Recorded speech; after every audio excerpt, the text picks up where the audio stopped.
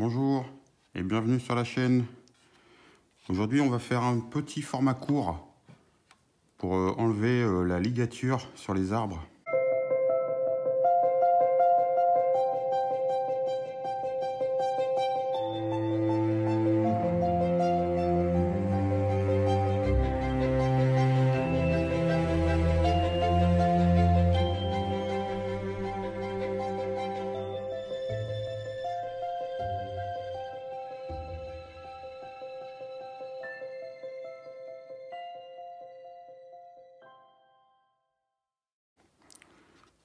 Celui-ci c'est un Prunus Kojo-no-me.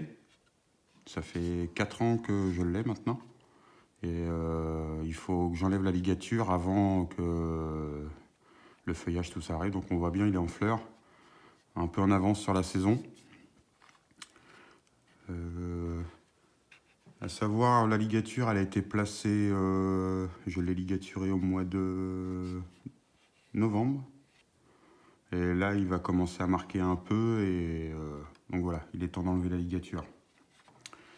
Certains arbres peuvent rester plus longtemps, comme les pins. Les pins en ligature, souvent, ils peuvent rester 8, 10 mois, voire 1 an, les ligatures en place avant de les enlever. Certains sont ligaturés, vont marquer très vite. Le Cotoénaster marque très vite. Donc les ligatures ne peuvent pas rester bien longtemps, 2 mois, 2 mois à peu près, en fonction de la vigueur de l'arbre. Donc voilà, sur celui-ci, c'est un Kojo-no-me, un cerisier à fleurs. Je le trouve super. Donc voilà.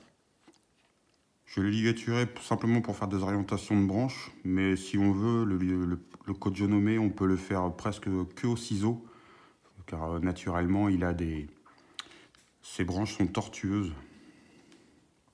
Donc c'est des arbres qui, leur ramification est très tortueuse d'origine. Donc à la limite, si on veut faire de la ligature sur ce type d'arbre, c'est simplement si on veut corriger une branche qu'on voudrait placer autrement. Sinon, il peut être pratiqué que au ciseau, comme certains arbres. Moi, je préfère les ligaturer. J'accentue en fin de compte l'effet tortueux, je l'accentue encore plus. Et là, vu que les feuilles vont suivre derrière la floraison, il est temps d'enlever la ligature, car sinon après avec le feuillage on risque d'abîmer les branches ou de casser les branches. Donc voilà, j'en avais pas posé beaucoup sur celui-ci. C'était simplement quelques petites branches à... Donc faut simplement faire bien attention à pas tailler là-bas, pas mettre un coup de pince dans la branche, ça serait mieux. Et ça, c'est des arbres qui sont... c'est vraiment, si vous avez l'occasion d'en voir dans les jardineries, n'hésitez pas, au printemps, à cette époque-là, c'est génial. Ils sont d'une beauté incroyable.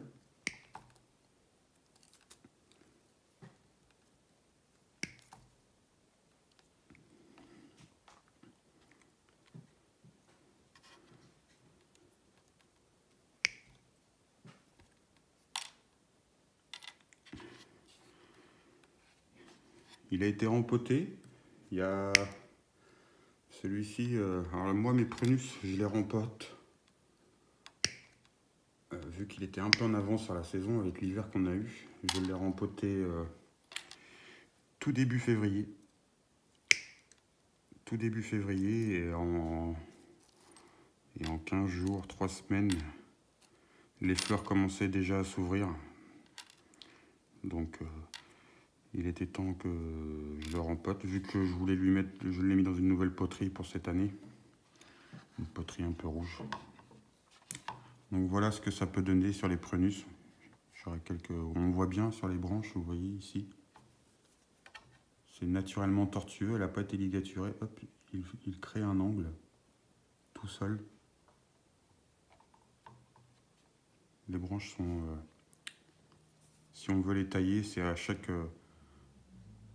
bourgeon, on réduit à 2 ou 4 bourgeons, histoire que ça lance. Mais pour les tailler, il faut attendre que la floraison soit terminée. Sinon, ça va le déranger sur la floraison prochaine. Donc voilà, on attend que la floraison se termine. Une fois que les fleurs sont fanées, les feuilles vont commencer à sortir.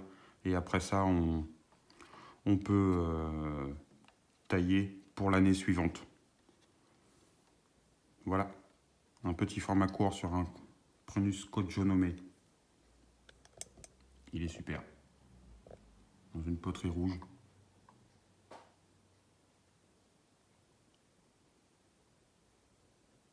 L'écorce commence à être bien...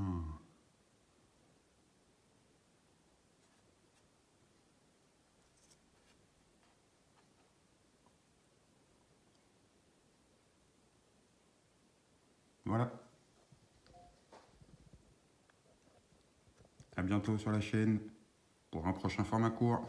Merci.